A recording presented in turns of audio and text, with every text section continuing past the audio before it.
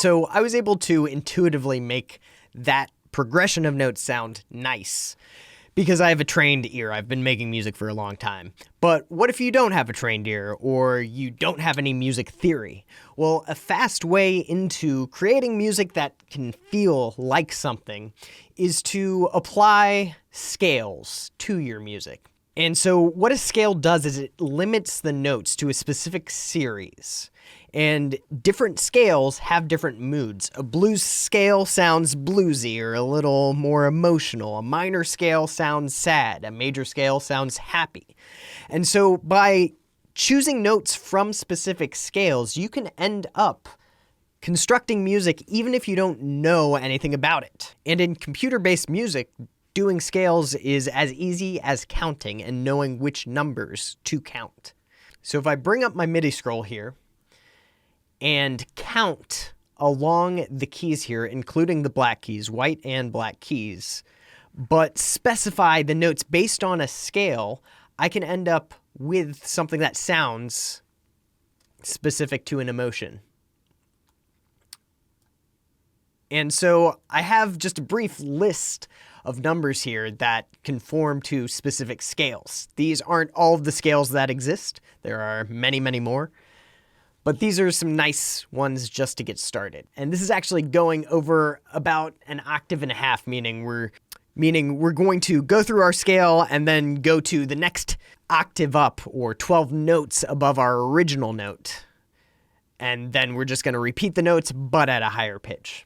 So all scales start on their tonic, their bass note, the note that we are in the key of. So in this format I have here, we can see that we start at 0 for all of the scales. That is our bass note. And that 0 could be any note on this keyboard. It doesn't have to be the 0 note. But you're counting up from that 0 to form your scale.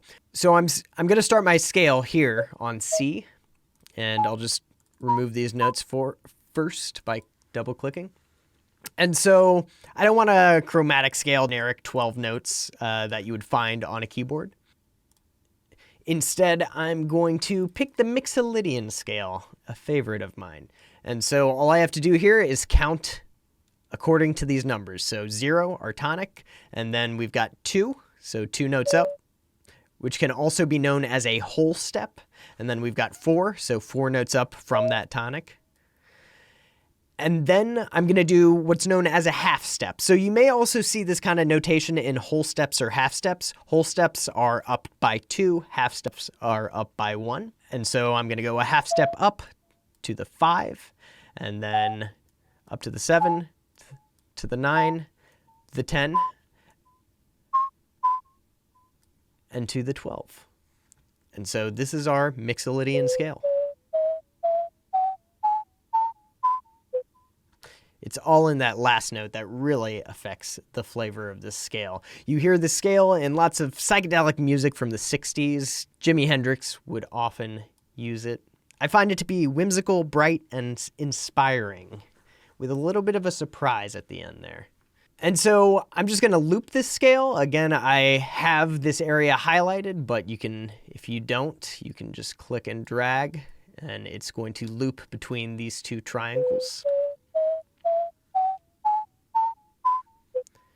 So that's just, your generic ascending scale, but I could also start mixing up these notes and something interesting might pop out.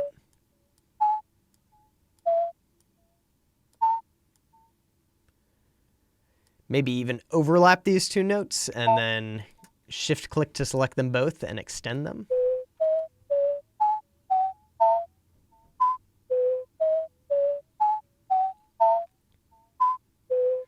All right, I'll move that over.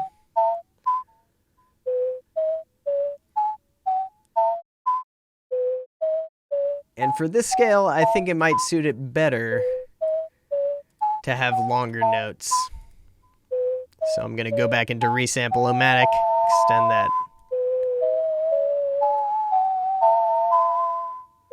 Bring that sustain down.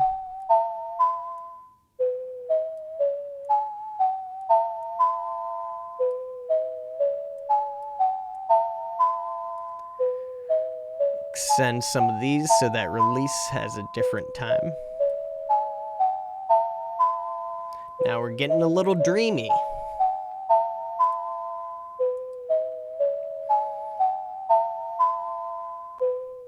That sounds good.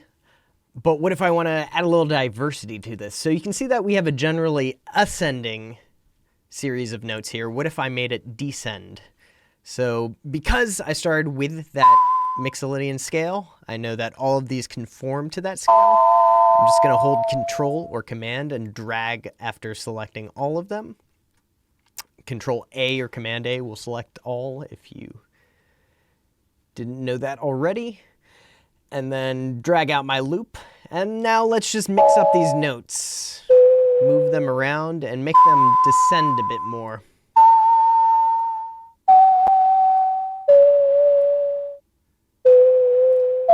Doesn't have to be a perfect descend.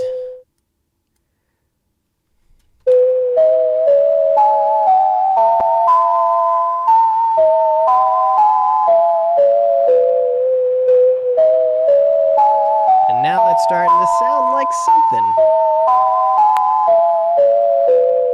All from laying out that Mixolydian scale and then shuffling things around and then tweaking the length of certain notes, overlapping certain ones. You're going to end up with something that sounds pretty good.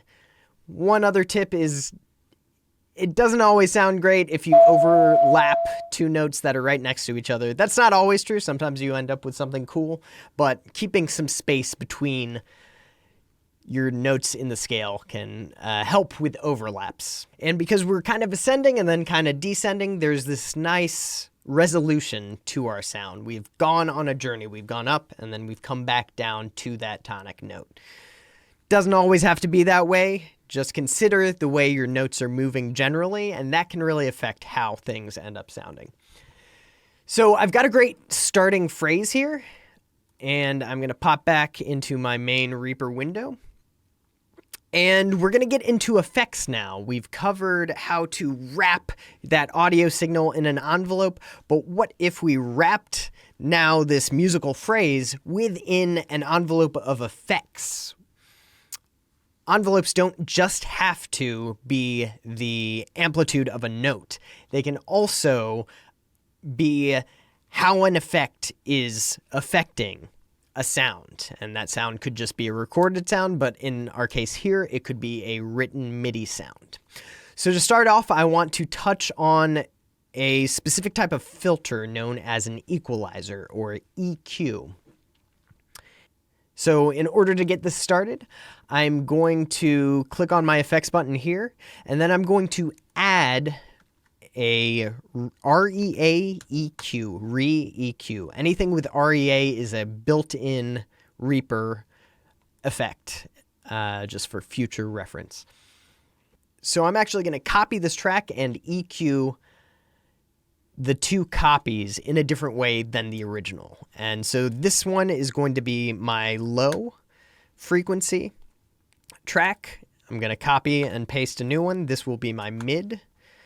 Copy and paste again, and this will be my high. So these are the frequencies we'll be targeting with our EQ to better illustrate this concept. So I've closed all those FX windows, and I'm just going to reopen my FX window on the low just so I don't get confused. And we can see this interface here. It's a blue line with a few numbers sprinkled along it. And these numbers at the bottom indicate hertz, the frequency in hertz, how many cycles per second a sound makes. So sound is created by vibrations. This is how fast it is vibrating. So a very low sound has very slow vibrations, typically below 50 hertz. That's your sub-bass territory. And then the faster the vibrations, the higher pitch the notes. So once you get into like cymbals territory, really high, you're up in the thousands of hertz, for example.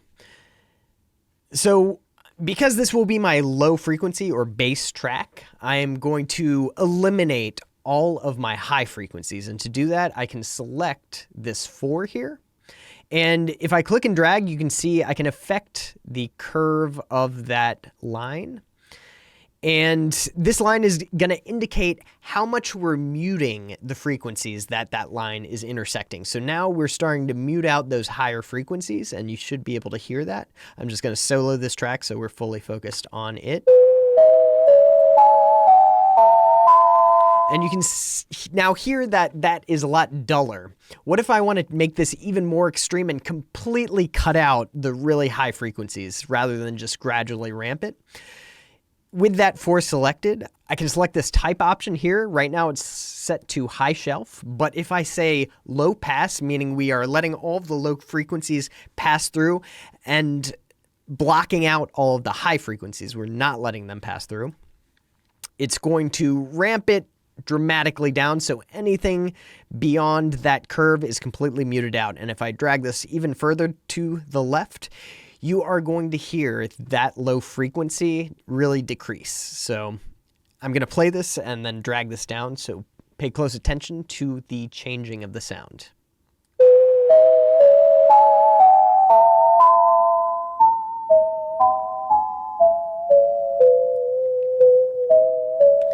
So you can hear that's really muting out that crispness. It is sounding a lot more dull. Not thinner, but blunter. The range that we're playing is sort of a mid-frequency range. So in order to better highlight this concept, I'm going to bring in bass tones by right-clicking on that MIDI clip and selecting Item Properties. And then I am going to adjust the pitch. So I'm going to drop it down by an octave by saying -12.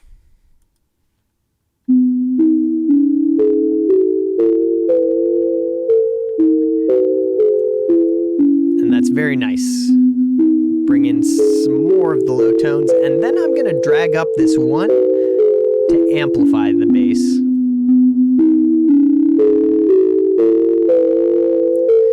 Now we're emphasizing sort of the strong parts of this sound. And I'm also going to adjust this to be a little more percussive by shortening the clip. Seeing how that sounds.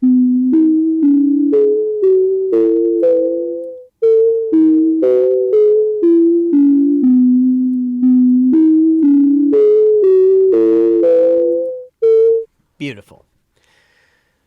So we've got our MIDI playing lower notes by adjusting the pitch by 12 octaves.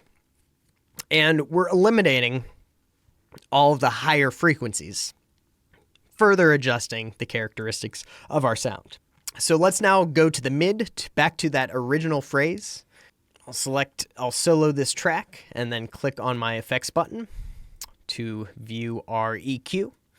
And so what we want to do here is amplify those midtones, but maybe cut out the lows and the highs. So we did the low pass on our number 4 in that bass track. We can do that similarly here so that we cut out all those high frequencies, but I'm going to move this over because we still want a little bit in the mid to high range. And then we're going to do the opposite on the opposite side. So by clicking the 1 and selecting low or high pass, we are now eliminating all the low tones and letting the high ones pass in. And then I'm going to select 3 since we're here in the middle with these midtones and just amplify that a bit more. And by unchecking this checkbox, you can hear the sound before the effect was applied. So this is basically bypassing the effect.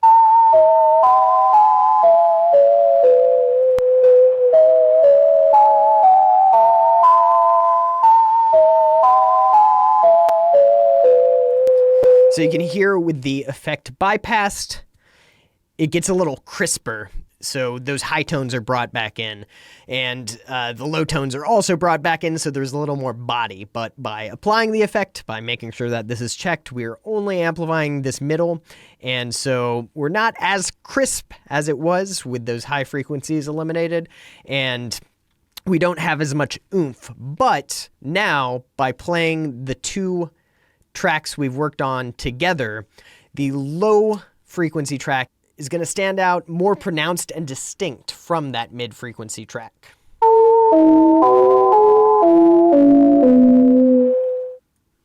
So now let's do the same to the high frequencies, and we will do the opposite of what we did to our low track, and we're going to apply a high pass filter to our low frequencies and drag this over. I will play this and drag it up so you can really hear that effect change.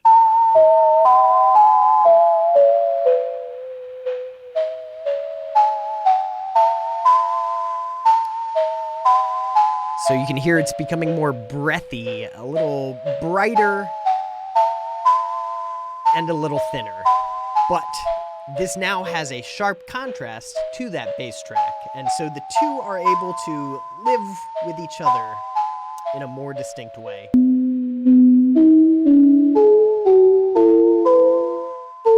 And to make these high-pitched frequencies stand out even more, I'm going to right-click onto my track, select Item Properties, and do +12 rather than minus, so now it will play an octave above that original.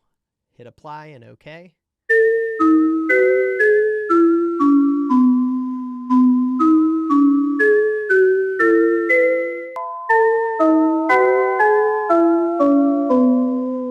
So if we listen to this with the effect applied, it's going to like really be more accented, more pronounced, and we're going to hear those different frequencies really stand out on their own.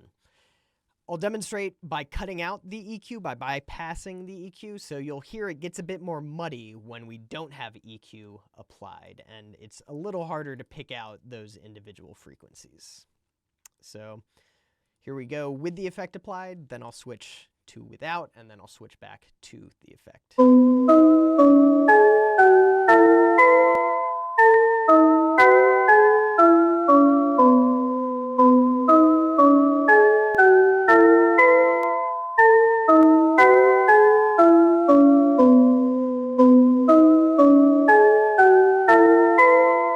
So this is a very common technique in audio mixing where you are highlighting the strengths of each track. And if you apply it, and by doing this, you can really bring out that sound and make your mix stand out, which ultimately will be more satisfying for your listener. What if we want to add even more diversity to this? They're all playing the same sequence. What if I wanted them to sound even more different from one another? So however long you make that initial MIDI scroll will be the length of that MIDI track. So now if I hover by the side of these, I'll select all of them by shift clicking. If I hover by the side, you'll see this little bracket with arrows coming out from either side. And if I drag that out, you're going to see that that track loops. So we can loop this over and over and over again, and we no longer even need this repeat. It's just going to keep repeating. So let's make this even more complex by playing with speed. If I right-click on my bass track, let's just slow this down to half the speed. And so I can do that by selecting playback rate here, change that to 0.5, that will play it at half. And now we're gonna have even more contrast, but still be running the same phrase. So there will be a certain level of harmony between our bass track and the other tracks. But because it's going at a different rate, it's going to just add a little more complexity and polyrhythms to our music.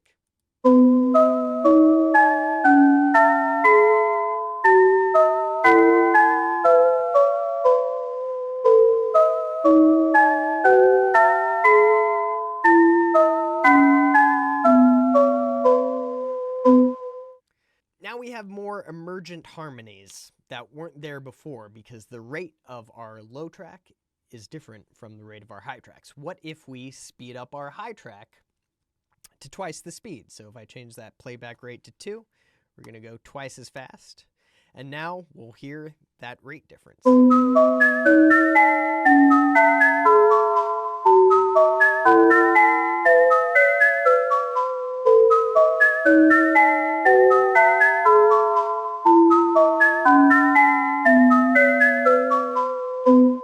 And so now, rather than just this being the phrase, a phrase that is this length, it is now the length of our slowest track. So now the pattern is much more complex.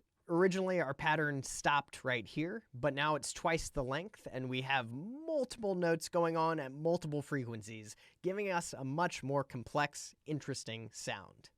In speeding up our high track, it started going a little fast for me, so I'm actually going to go down here and change our BPM, that's beats per minute. I'm going to bring that down to 100.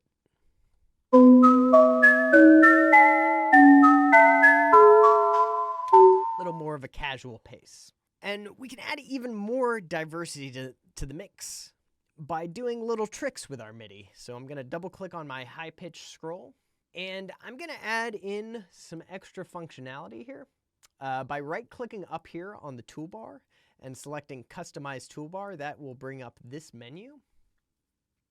And these are sort of hidden MIDI functions. And I want to add in a function, so I'm going to select that add button down there. So I've got this ascending then descending pattern, but what if I wanted to flip it and make it the opposite? Well, I can come up here and type in invert, reverse vertically all notes, the second option that appears for me. Double click that, and that is going to add this button here. And if I hit apply, it will add the button to my MIDI scroll toolbar here. And so now if I click on any of my notes, then hit Control A to select all, and then select that new button, it's going to flip my notes vertically. And now we have a completely new pattern, though it will still harmonize with the others.